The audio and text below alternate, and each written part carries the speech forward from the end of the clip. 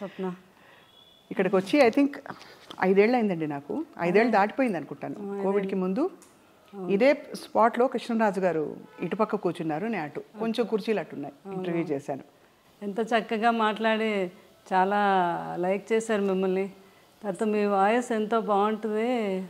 ఒక వెంకటరమణ మీద ఒక సాంగ్ కూడా పాడమన్నారు మిమ్మల్ని ఆ రోజు. అవును, అసలు ఆ జ్ఞాపకం మర్చిపోలేను. నేను పక్కనే ఉండి మీ ఇద్దరు చాలాసేపు అన్ని విషయాలు సంభాషణ చేసుకున్నారు. అవును, తీపి జ్ఞాపకాలతో. అభినందన మందారమాల, ఈ పాట గుర్తుందా? ఎంత గొప్ప పాట. అవును, అది తాండ్ర పాపారాయుల్లో. అవునండి, అవును. అయితే అప్పుడు కృష్ణరాజు గారు ఫస్ట్ బీజేపీ ఎంపీగా గెలిచి మినిస్టర్ అయ్యారు కదా. అదే టైంలో కృష్ణరాజు గారు ఎంపీగా ఉన్న టైంలో మోహన్ బాబు గారు ఎంపీ, రాజ్యసభ వీళ్ళందరూ. జయప్రద గారు ఎంపీ, తర్వాత ఏమో డాక్టర్ సి నారాయణ రెడ్డి గారు ఎంపీ, కృష్ణరాజు గారు ఎంపీ.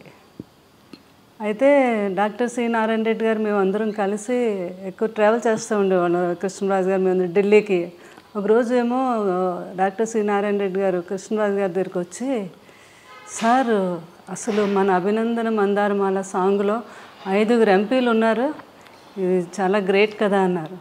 అవును కదా అని అప్పుడు ఐడియా వచ్చింది. కృష్ణరాజు అంటే ఇప్పుడు ఆయన ఎంపీ, కృష్ణరాజు గారు ఎంపీ, విలన్ అయినటువంటి మోహన్ బాబు గారు, హీరోయిన్ అంటే జయప్రద గారు.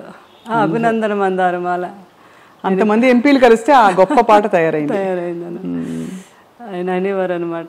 మనం ఇది గిన్నీస్ బుక్లోకి ఎక్కాలి సార్, ఇది మాత్రం చాలా గ్రేట్ అనేవారు అనమాట. వాస్తవంగానే ఇలా ఇంతటి కాంబినేషన్ ఉండే పాట మరొకటి ఉందా అని మనకి ఉండకపోవచ్చు. అభినయం, అందం అన్నీ కూడా అందులో కలగలిసి. అవును, చాలా. సార్ లేని జీవితం మాకే కష్టంగా ఉంది, దూరంగా ఉండే మాకే. మీకు ఎలా ఉందా అని అడగలేకపోతున్నాను. అదే చాలా అనమాట. అది ఇంకా మీకు తెలియదే ఉంది అంటే ఆ కృష్ణరాజు గారితో మా ఇద్దరు ఆ బాండింగు. అవును, అంటే ఆయన లేకుండా ఒక సెకండ్ కూడా నేను ఉండలేను అని అనుకుంటేదాన్ని జీవితంలో. కానీ జీవితం అన్నీ నేర్పిస్తుంది. అవును, ఎందుకంటే పిల్లలు వాళ్ళందరూ ఉన్నారు. కృష్ణరాజు గారు కూడా అలా నేర్పారు నాకు. అంటే మన తర్వాత కూడా మనం ఉండాలి అన్నట్టుగా. ఆయన బాధనైతే చాలా రోజుల వరకు చాలా సఫర్ అయ్యాను నేను. సఫర్ అయ్యారా? అవును. ఎందుకంటే ఎలా అయితే కృష్ణరాజు గారు అంటే ఇష్టం భార్యాభర్తలకు అందరూ ఉండొచ్చు, కానీ అందరి మీద నాకు కొంచెం ఇంకా ఎక్కువ ఇష్టం. ఏంటో చెప్పలేను అది. అది ఆయన ఉన్నంతసేపు కింద ఇక్కడ కూర్చొని ఆయన కబుర్లు చెప్పి భోజనం చేసి అంతా వెళ్ళి పడుకునే వరకు కూడా మేడ మీద కూడా వెళ్ళేదానికి కాదు నేను. ఆయన పడుకునే టైంలోనే నేను షాపింగ్కి వెళ్ళాలన్నా ఏమైనా చేసుకున్నాను. అసలు ఆయనతో ట్రావెల్ తప్ప ఆయన వదిలే చుట్టాలు బంధువులు కొంతమంది కొన్ని అకేషన్స్ కూడా నాకు అసలు వెళ్ళలేదు. కృష్ణరాజు గారు అనేవారు, ఏముంది నేనే రావాలి, నువ్వు వెళ్ళొచ్చు కదా అంటే. నా జీవితం ఆనందం మీతోనే. నేను వెళ్ళి ఆనందంగా అక్కడ ఏదో మీరు అనుకుంటారేమో, నేను వెళ్ళి కూడా అక్కడ ఆనందంగా ఉండలేను. మీతో అయితేనే నా ఆనందం అని. మనసంతా ఆయన దగ్గర ఎప్పుడు, ఆయనే ఎప్పుడు. అట్లా నాకు మరి కృష్ణరాజు గారు అంటే జీవితంలో ఆయన ఎప్పుడు నన్ను బాధ పెట్టలేదు. లేదా నచ్చే విధంగానే అంత హ్యాపీగా అంత మంచి జీవితం. నాకు కృష్ణరాజు గారి మీద ఎప్పుడు కోపం రాలేదు. నాకు ఫస్ట్ టైం కోపం వచ్చింది ఏంటంటే ఆయన నన్ను ఎందుకు వదిలి వెళ్ళిపోయారు అని. అయ్యో, అంతే కదా మరి. అది మాత్రం మీ అందమైన ఫోటోలు చూస్తేనే అర్థమవుతుంది ఎంతటి అద్భుతమైన దాంపత్యం మీ ఇద్దరిది అని. ఎందుకంటే నిన్న కూడా అక్కడికి వెళ్ళడం జరిగింది. ఆమె కవితా గుట్ట అని సారీస్ ఆమె అంటున్నారనమాట, మేడం మేము పెళ్ళిళ్ళు కొన్ని ప్రోగ్రాములు పెళ్ళిళ్ళు అవి చూస్తున్నప్పుడు కృష్ణరాజు గారు శ్యామలాదేవి గారు వస్తారు అనడం కోసం ఛానల్ ఓపెన్ చేసి చూసేవాళ్ళం. మీ ఇద్దరిని చూస్తే మాకు ఎంత ఆనందం అనిపించేది అని.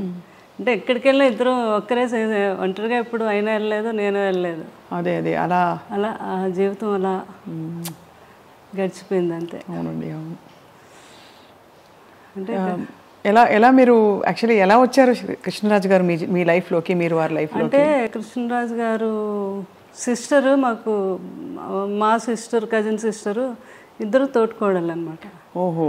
అట్లా కృష్ణరాజు గారు జీవితంలో అనుకోని సంఘటన సీతాదేవి గారు అలా అవటం. కృష్ణరాజు గారికి ఏంటంటే చిన్నపిల్లడి మనస్తత్వం. ఎవరికైనా మీరు వచ్చారంటే స్వప్న ఏం తింటావు, ఏంటి మంచినీళ్ళు తాగుతావా, భోజనం, అలా అందరి ఆకలి ఆయనకు తెలుసు కానీ ఆయన ఆకలి ఆయనకు తెలియదు. ఎవరో ఒకరు అనుకుంటే ఆయనకి ఏమిటి టైం అవుతుంది భోజనం పెట్టి అలా తల్లిదండ్రులు చూసుకుండేవారు. తర్వాత వైఫ్ సీతాదేవి గారు అలా అనమాట. ఆ సీతాదేవి గారిని కోల్పోయాక ఆయన చాలా డిప్రెషన్. అది తండ్రి గారు తెలుసుకొని, లేదు బాబు లైఫ్లో మళ్ళీ మనం బాబుకు పెళ్లి చేయాలి, లేకపోతే అతను అందరినీ చూసుకుంటాడు కానీ అతను చూసుకునే వాళ్ళు ఉండాలి అని అప్పుడు చుట్టాల ద్వారా పెళ్లి చేయాలని, ఎవరైనా మంచి అమ్మాయి బాబుని చూసుకునే అమ్మాయి అంటే అప్పుడు మా కజిన్ సిస్టర్ వాళ్ళ తాలూకా వాళ్ళంతా తనైతే బాగా చూసుకుంటుంది, చాలా మంచి అమ్మాయి అని చెప్పడం జరిగితే అట్లా అనమాట రిలేషన్. తర్వాత కృష్ణరాజు గారు కూడా అంటే ఏజ్ గ్యాప్ కూడా ఉంది. తర్వాత ఏమో పూర్వకాలంలో పిల్లల్ని గట్ట అడగకుండా చేసేస్తారు కదా అని సపరేట్గా మళ్ళీ వాళ్ళ కజిన్ బ్రదర్ నన్ను సపరేట్గా పంపించారు. నాకు నిజంగా ఇష్టం అవునా కాదా, వాళ్ళ మదర్ ఏమైనా ఒప్పించేస్తున్నారా అని. ఎంత ఏజ్ గ్యాప్ ఉందండి మీకు సార్కి? 28 years. 28 years. కానీ ఎవరికి ఎప్పుడు ఆ గ్యాప్ అనిపించలేదు, అసలు ఎప్పుడు అనిపించేది. ఇంకా కొన్ని కర్ణాటక అవన్నీ వెళ్తే వాళ్ళు మేడం మీది లవ్ మ్యారేజ్ అని అడిగేవారు అనమాట వాళ్ళు.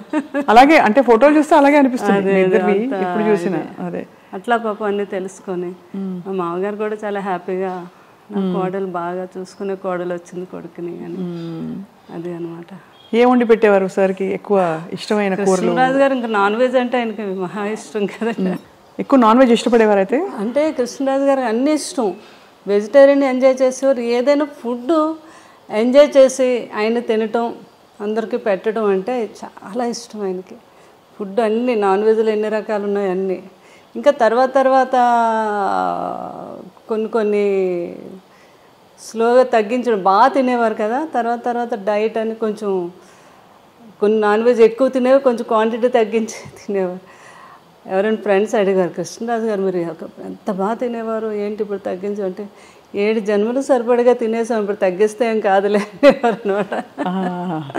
అట్లా ఫుడ్ లాస్ట్ వరకు కూడా ఆయన జీవితంలో ఎప్పుడు డైట్ అంటే తెలియదండి. కృష్ణరాజు గారికి ఇష్టం లేదు ఎవరైనా చేసినా కూడా.